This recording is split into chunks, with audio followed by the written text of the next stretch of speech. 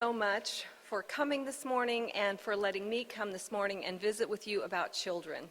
This is such an important topic and one that is near and dear to my heart, child safety. I just want to tell you a little more about myself. My family there, my husband Tim is here. We have two adult daughters. Beside me there in that picture is our daughter Ruth, and she is a family practice resident at Wesley and will be graduating soon and going into practice. Beside her is her husband Matt Lehman Weens, and he works for Radio Kansas. He hails from Ohio. Our oldest daughter Tara is beside Matt, and she lives in St. Paul, Minnesota, and is an epidemiologist for the State Health Department of Minnesota. I need to update that picture, and I didn't get it updated before I sent the PowerPoint to Pastor Ben. We have a new son-in-law, Doss, and Tara and Doss got married in October. So that's our family. As for my book, I wanted to just add a little bit more about that. That is part of the reason that I do this work. This book talks about my childhood, living in an abusive family and then being placed into foster care and placed with my forever family. And that's how I came into the Mennonite church. That's where the Berkey part of my name comes from.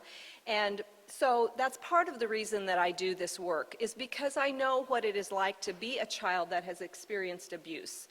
And I know, having worked with children for many years, I just have a love and a passion for children, and also for the church.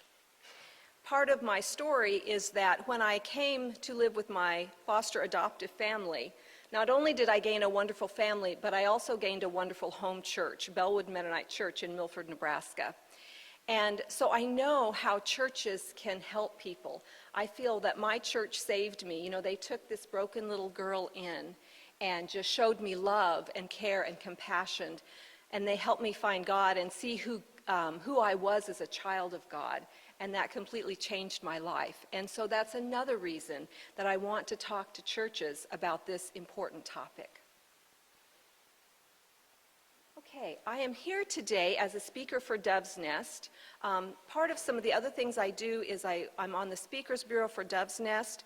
I'm also board chair for Into Account, and I work with CASA also. But today I'm here as a Dove's Nest representative. There's some information on the table just outside the door about Dove's Nest. Please feel free to take that. This is a wonderful organization. They have really good resources on their website. I'd encourage you to go there. It's dovesnest.net. I say .net because I went to .org one time, and I think it's a white supremacy website. I got off of it quickly and haven't gotten back there, so dovesnest.net. But they have, like I said, good resources. They have many good articles on their blog. These are two of the good resources that Dove's Nest has. Circle of Grace is a curriculum that they put out, and there is information again on the table outside about Circle of Grace.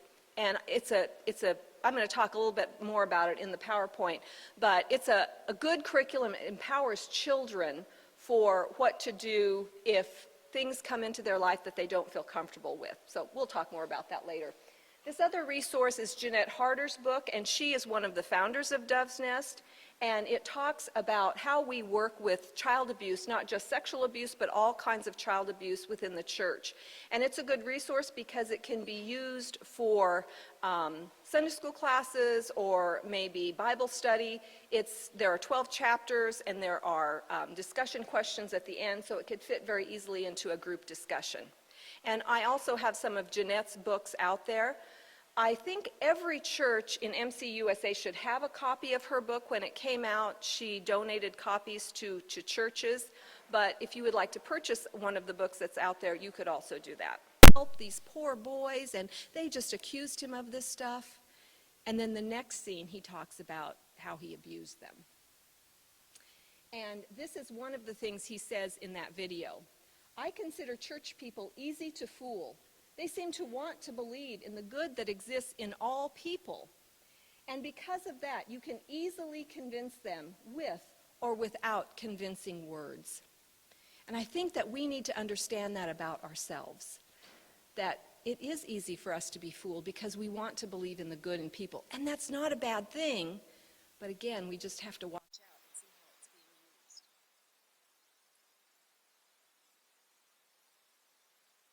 And I also think we have a certain idea of who we believe perpetrators are. We want to have that idea.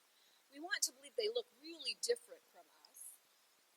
Maybe they're people that are in jail or have been in jail. Maybe they have weapons. The idea of stranger danger is something that we talk about, and it is important to talk about. But as you're going to see in a little bit, if that's all we talk about, that is not the whole picture. And children are really not safe if we only talk about stranger danger. Really see very well that says free candy. And so what we kind of want to believe, what's easy for us to believe, are these people out there who lure our children into their vans, stories of lost puppies, and those are the individuals that will take our children and harm them. Oh, sure. Yeah, great, thank you. But what we have to realize is that the individuals who are credibly accused, these are individuals who are or were part of Mennonite churches, and they are credibly accused of sexual abuse and listed on the map list.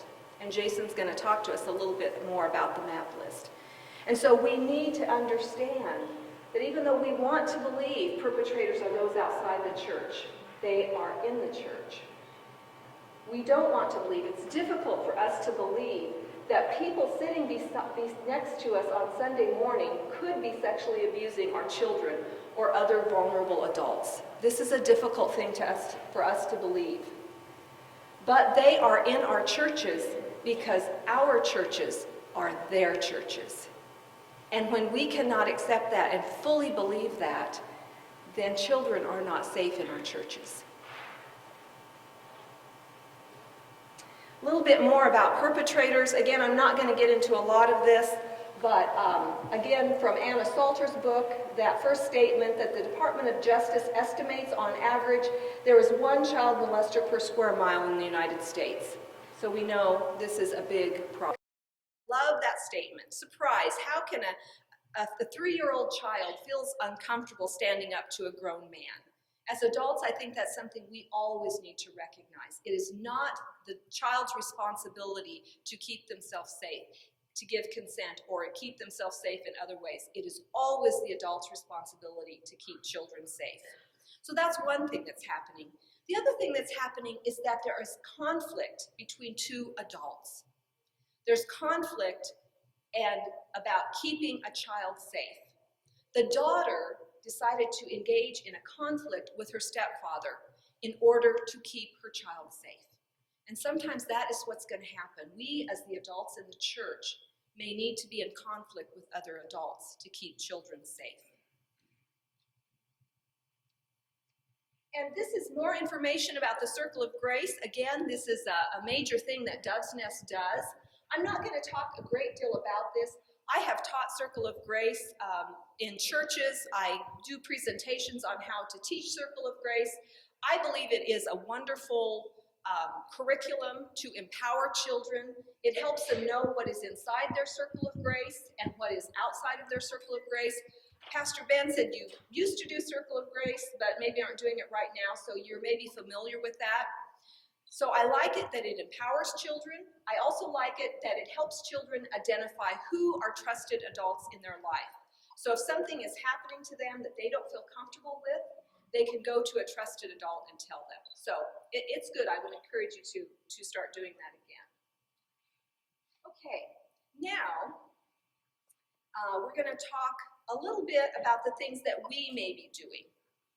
So we want to understand perpetrators and the ways that we can keep children safe from these individuals. But it is also important to understand how we and our responses make children unsafe in churches. So this is the first one I'm going to talk about, groupthink. And what is groupthink? Well, groupthink is primarily that we think like others in our group. The group is like-minded. I'm going to share an example of that. So for me, I have many groups that I belong to, and I'm going to share 4 of those with you. So I identify as female. I am older, gray hair here. I identify as I'm Caucasian, and I'm Mennonite. So those are 4 groups that I belong to. Now, if there are other individuals that are part of those 4 groups, I'm going to relate to them because I understand them. We probably have had similar life experiences, and so I get where they're coming from. So whether I think about it or not, and probably it's more unconscious, this is a group that I will identify with. So if something happens and there is another person who is maybe not part of my group, let's say it's a person who identifies as male, who's African American, who is a child, and doesn't go to a Mennonite church, who is it going to be easier for me to identify with? The person that is more like me.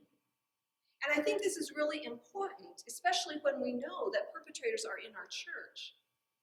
Who do we identify with? They may be people that are part of our group, and it's going to be easier for us to identify with them. Not that we don't care about this other group, we do, but just naturally, this is who we're going to gravitate to.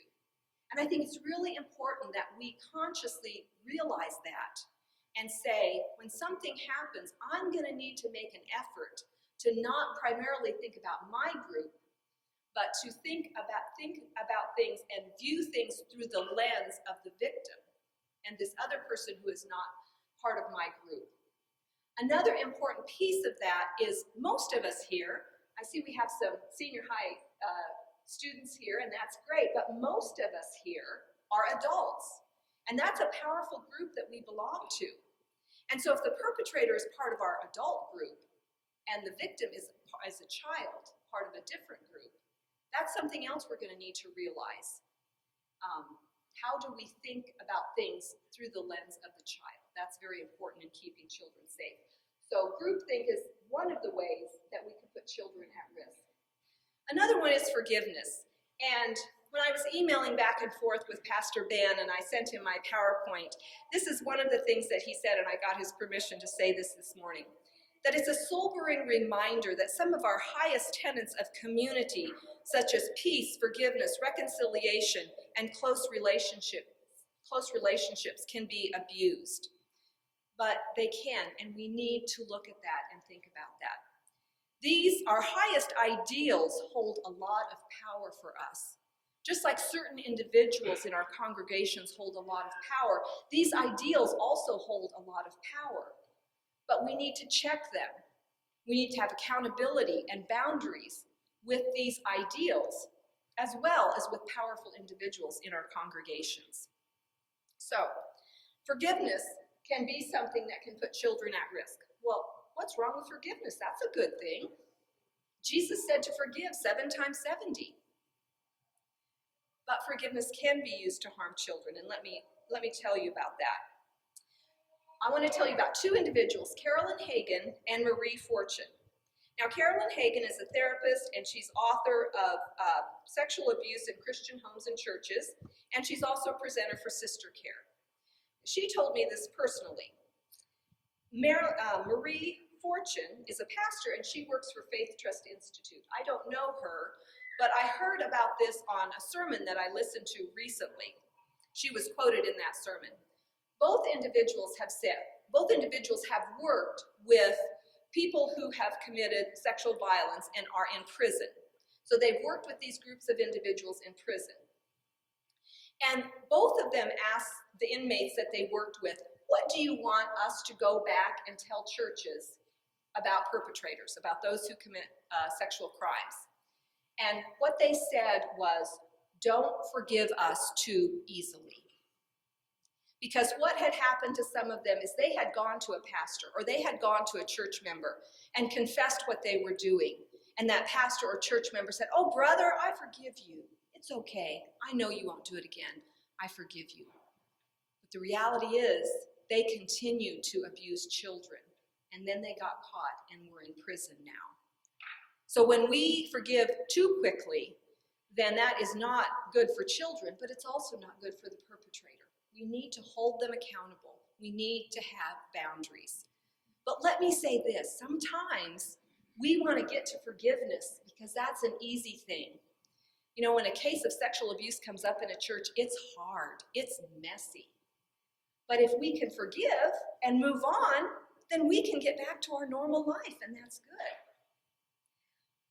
So that may be a way that we may be pushing for forgiveness.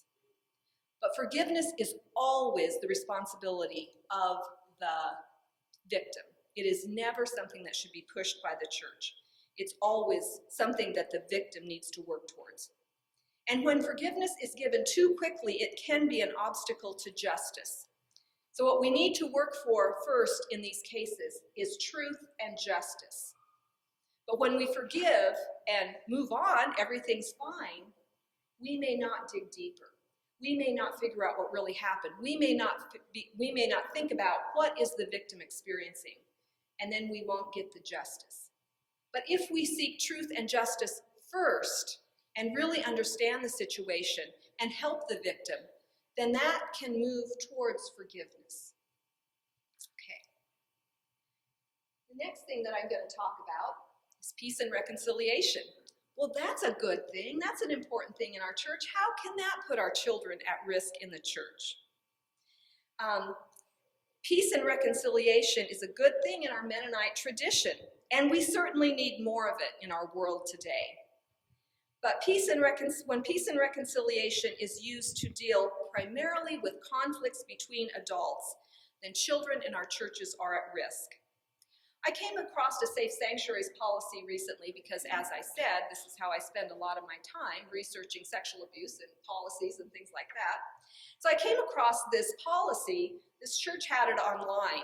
And when they talked about what to do if you suspect abuse, what it said was that the person who suspects that another adult in the church is abusing a child, they should use the Matthew 18 verse. And what that talks about, maybe some of you know what it is, but it talks about if a brother has sinned against you, go to them and talk to them about it and try and work it out. If that doesn't work, then you take another person with you, take a witness and try and work it out. And if that doesn't work, you take it to the whole church. But I was very saddened when I saw that this was how another church was telling its members to deal with suspected child abuse. Because this scripture is talking about conflict between adults. But when a child is being sexually abused, it is not about conflicts between adults.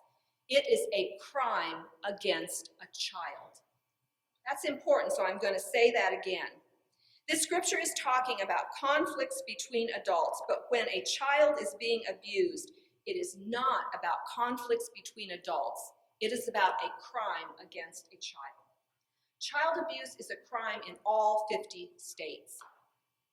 Now, if someone went to a pastor and said, you know, I think Jim broke into my house last night and stole, my computer and my stereo, would the pastor tell him to use the Matthew 18 verse? If we believe someone in the church was stealing cars or embezzling money, would we use this verse? These are also crimes, and we need to recognize that child abuse, and especially childhood sexual abuse, is a crime.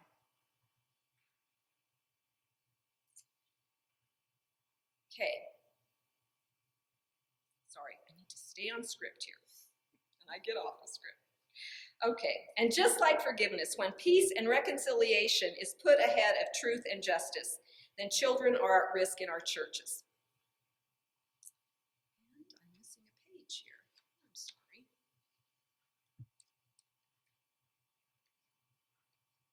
Here it is. So that's all I'll say about that. Okay, the next one, trust. Again, trust is a good thing. We need trust. We want to trust people. We want to have trust in our relationships, and this includes our relationships in the church. Trust is necessary for healthy relationships. Believing that we can trust people helps us to have a more positive view of the world. And if we believe we can trust others in the church, then we won't have a need for conflict. We may simply want to trust that other adults in the church are doing the right thing. However, we cannot rely on blind trust and just think whatever the other adults do in the church is okay, and I can trust them that they'll do the right thing. When we put faith in others, when we put our faith in others without the need for boundaries and accountability, then this puts children in our church at risk. Because again, those situations that we need to be mindful of. If we just blindly trust people and aren't mindful of what's happening with children, don't have boundaries and accountability, then our churches are not safe. Okay, here's another reason that children may not be safe in our churches is because we need volunteers. Now, like I said, I have worked in children's ministry in churches my whole adult life. And even when I was in high school, I taught the little ones in Sunday school, and I taught Vacation Bible School. And I've been on Christian Ed committees. And I have been the person, or I've been on the committee where another person stands in the pulpit in August and says, we need a fourth grade teacher. We need a teacher for the fourth graders. Can we have anybody do it? Who will teach the fourth graders? Or maybe we need somebody for the junior high on Wednesday night. We need a teacher for them. We need volunteers. Our Christian Ed programs are run mainly on volunteers. And it's a big program, and we're fortunate if we have a lot of kids in the church. But then that means we need a lot of volunteers. And I know it's not easy work. It's hard sometimes to work with the kids in the church. But let me say, one of the ways that children are put at risk is when people don't step forward and volunteer for those positions. Because when a person on the Christian Ed committee is standing there in August begging for someone to teach the fourth graders, then maybe we'll take anybody. Well, not really, but sort of. We need help. And then the person who's doing it, if we see that they're doing something, or maybe a parent reports something, then do we want to confront them about it?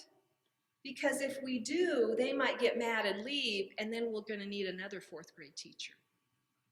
So I think it's important to think about that. We need volunteers, but that can also put children at risk. Okay. Another thing is that direction in the church is often set by the church leadership.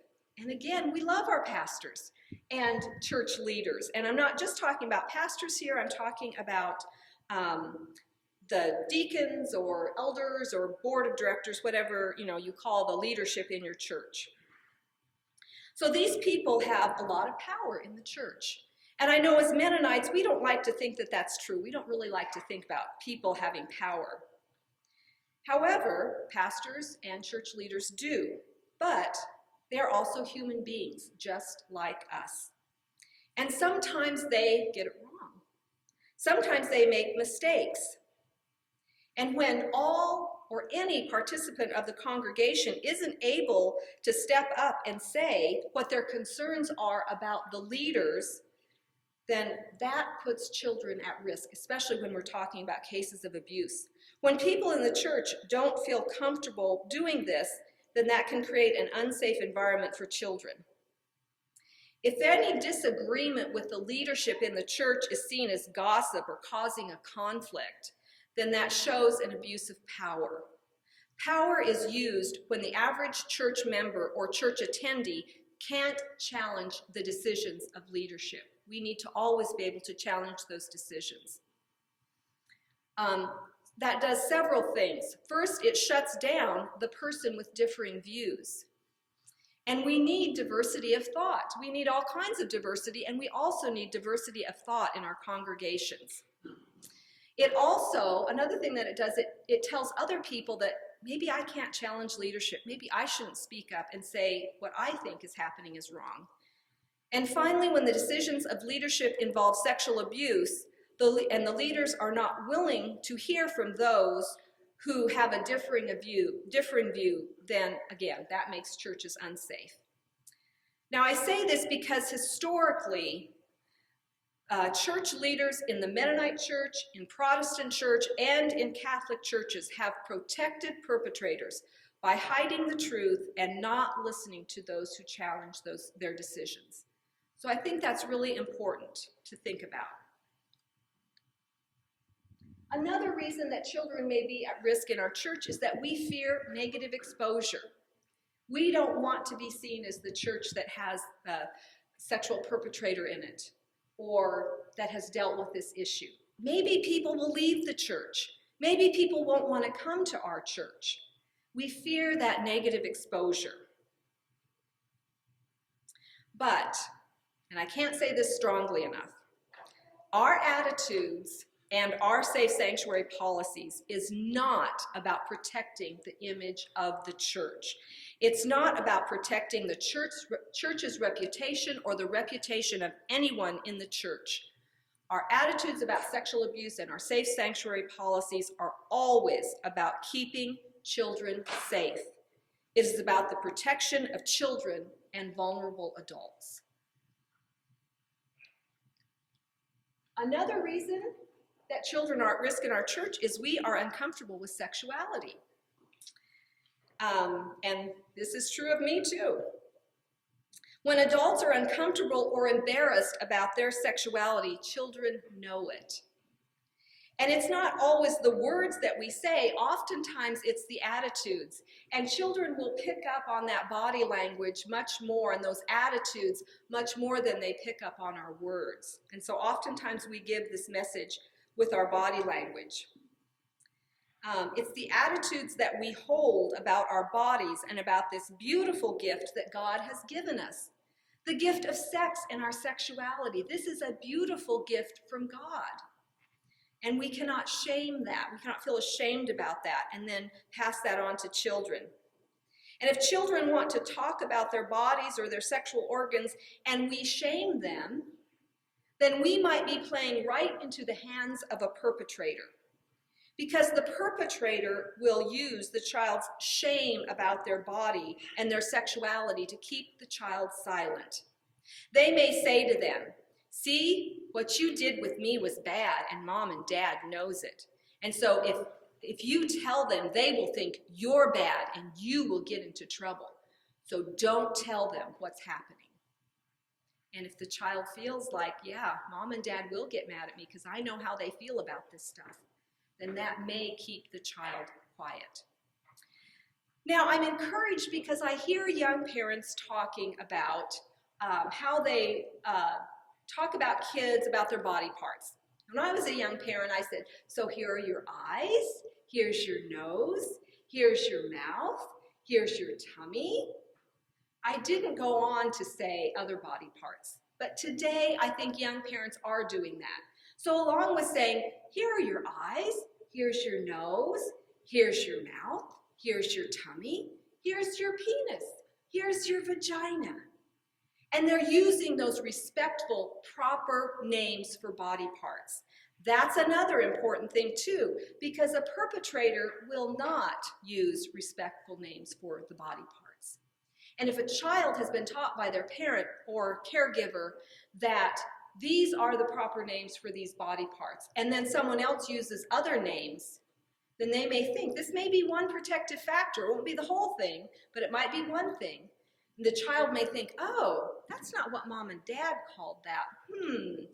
Maybe, just maybe, I should go and ask mom and dad about that.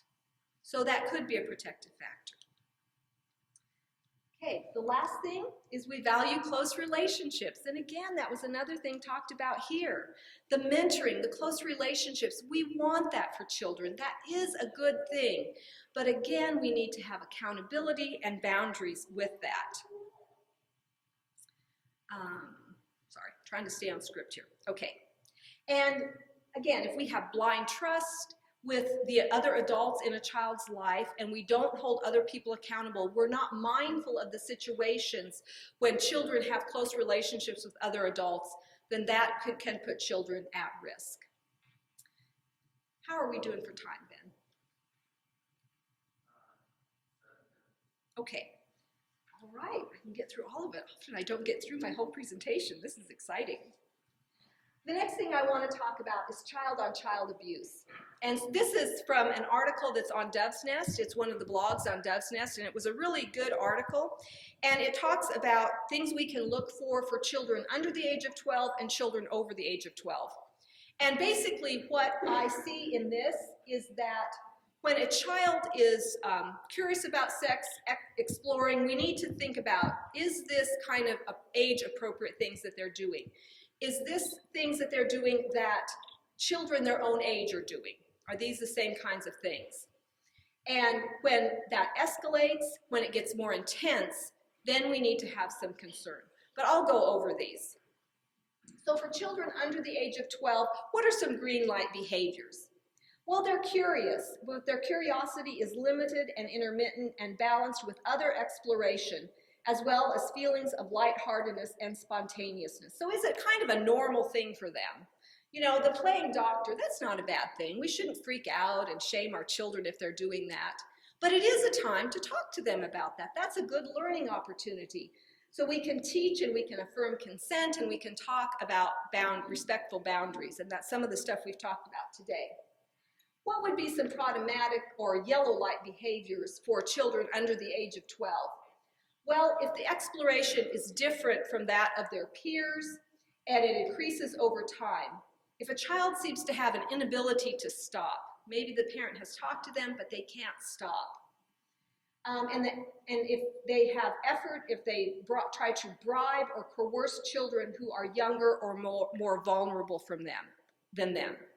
I think it's really important to think about, too, when children are having these yellow light behaviors and then very problematic red light behaviors, to think about what is happening to that child.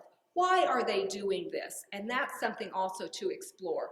Are they being abused by an adult and then they are modeling these behaviors with other children?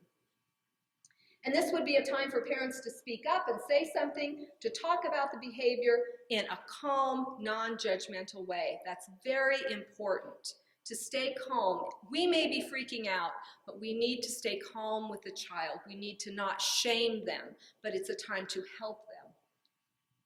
And then red light behaviors for children under the age of 12 is the sexual behavior is frequent, perversive, and compulsive. So again, the intensity, the duration of it, are they unable to stop? And this may include the use of force and manipulation and threats.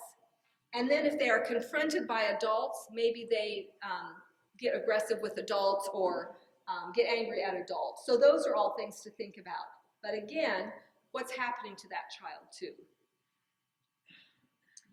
So for children over the age of 12, and again, thinking about our own sexuality and the embarrassment that we may have about our own sexuality, we need to realize, especially in this age, children are going into puberty and they are understanding more about sex and sexuality, and that is normal, that is good. Remember, sex is a beautiful gift that God has given us. Our sexuality is a beautiful gift. We cannot shame children about that.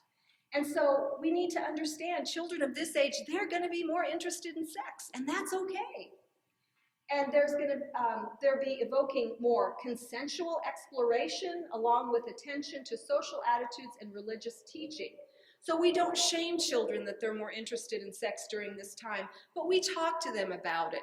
What's good? What's bad? What are the boundaries? What are we learning at church about it? What does God say about this? Those are all appropriate conversations to have. Some problematic behaviors for children of this age, being preoccupied with sexuality. What I think about with this is and I especially think about this with young girls, with young women, if they are being promiscuous, dressing very, very sexually, very promiscuously, that's something to think about too. What is going on with them? Why are they doing that? Again, not shaming them for that, but being curious and figuring out what's going on, what's happening. Using online porn, and this is, as you all know, I'm sure this is a huge issue in our society, and especially with children.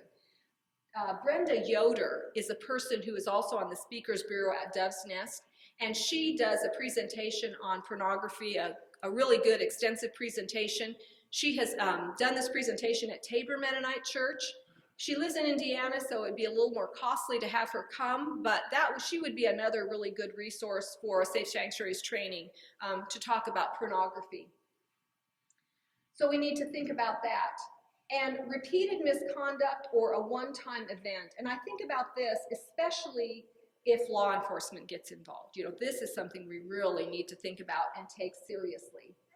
And if the teen fixates on younger or more vulnerable children and uses coercion to manipulate them, that's something to think about too. And then really problematic behaviors would be repeated behavior, behavior that escalates and uses violence and coercion with others. And then again, the difference in ages. But I would say it's also important to think about it can be the same age and also abuse can happen. So, you know, there's date rape, there's those kinds of things happening. So it's not just with children that are younger, although that's very problematic. But any sexual activity that is harmful that's being exhibited by a child is something to look at. 2 more slides. So what do we do for the child that has experienced abuse? Well, we treat them like any other victim who has experienced abuse. Because it doesn't matter what the age of the child is who is the perpetrator, it still affects the victim the same way. We want to care for them, support them, get them outside help, counseling. And then what do we do for the child who has initiated the abuse? Well, we want to take that seriously. Again, we don't want to shame them, but we want to take it seriously and to have them evaluated by someone who works with sexual behavior problems. I put this picture up here because just like the pictures of adults, I think we want to believe that certain people are those who harm children, whether they're adults or children. So this child maybe looks like kind of a mean kid, maybe a bad kid, and that's what we want to believe. We want to believe that if a child does this to another child, they're a bad kid. But I think we need to challenge that attitude that we have, because the reality is this could be a picture of any child in the church. And so it's not just a child that looks like they're mean or doing something bad. It can be any child in the church. All right. Should I quit, Ben, or do I? Okay.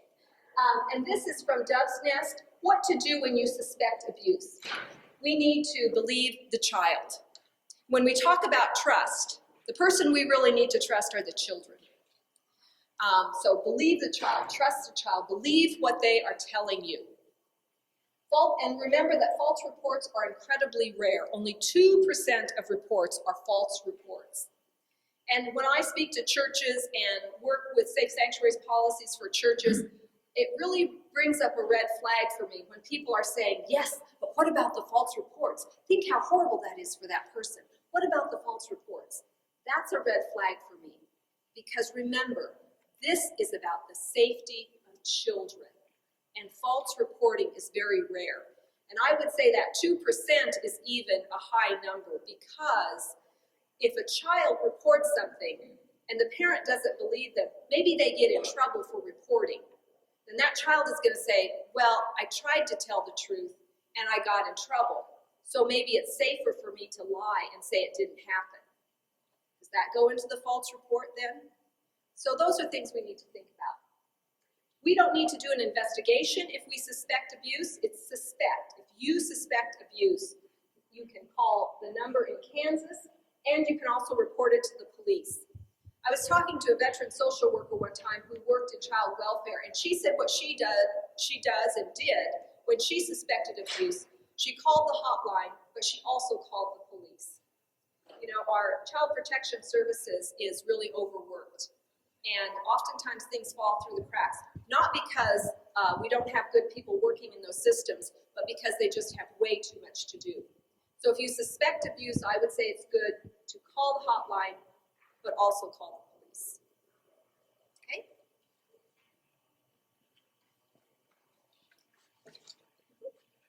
Just a couple announcements before we go.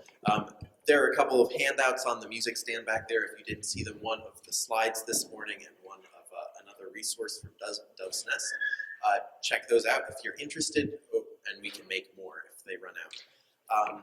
And also there was a piece of paper going around just to sign in. It's also on the music stand. So if you didn't sign in that you were here today, please find that piece of paper. thank you all for being here. I really appreciate it, and we'll hear more about our own safe sanctuary policy. And yes, John. Really want to reemphasize what Kathy said. In the last decade, the worst cluster of sex abuse, child abuse that we have picked up in our office was 17, 18 kids touched inappropriately in the church, and it was overheard by the elders. Yeah, thank you for that. Another on-the-ground reminder there, John. Yeah, thank you for being here. This is an important topic for us to stay aware of, and let's thank Kathy one more time for coming. We've got about 10 minutes before worship begins, so stretch your legs and see you back here in a few minutes.